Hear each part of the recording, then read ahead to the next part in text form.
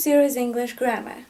Today we're going to continue talking about modal verbs of obligation, and I'm going to touch upon one modal verb and two equivalents: should, ought to, and to be to. So let's start with should. In comparison with must, should is much milder, and it deals with recommendation and, different tips and pieces of advice.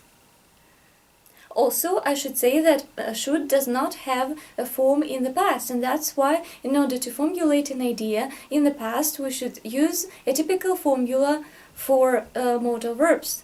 And this is should plus have plus past participle.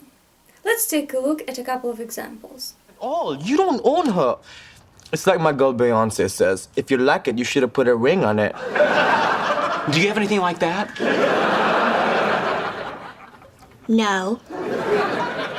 Shouldn't you check your database? No.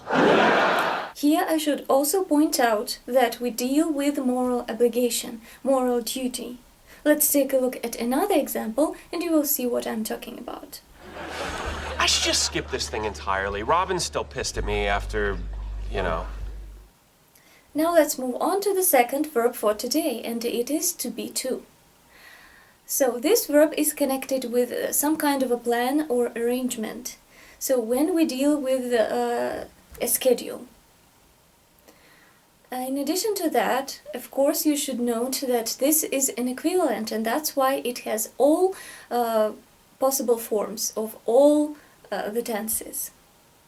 Now let's take a look at the screen, and see another example. Thanks. Are you drinking whiskey? Indeed.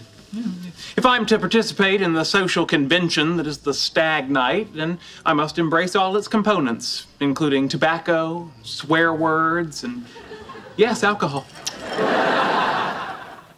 And the third verb for today is ought to.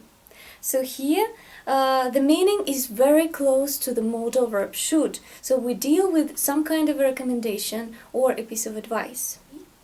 However, if we compare should with ought, we'll see that ought is an equivalent, and that's why we can substitute should in the future with the equivalent ought to. Besides, with your money, you ought to be able to keep a little man tucked away in the closet and bring him out whenever you want to knock him around, huh? Ought is also used to indicate that something is possible. Let's take a look at another example.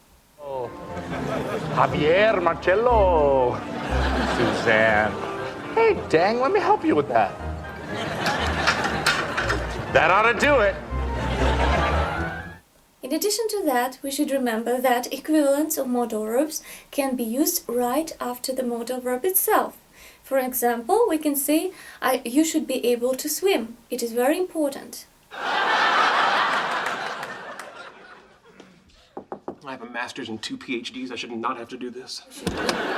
There's one more point here which we should remember, connected with should and some kind of a possibility. When you talk about something and you are like 90% sure that it is true, for instance, he should be having dinner now.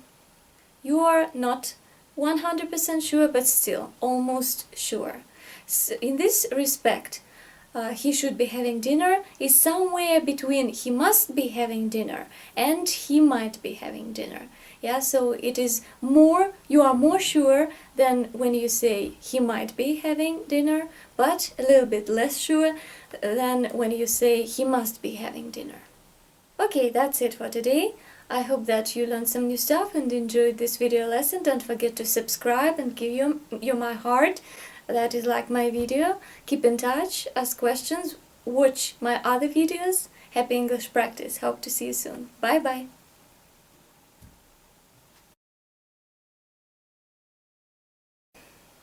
Also, I should add that should does not have the second form as an irregular verb. And that's why in order to formulate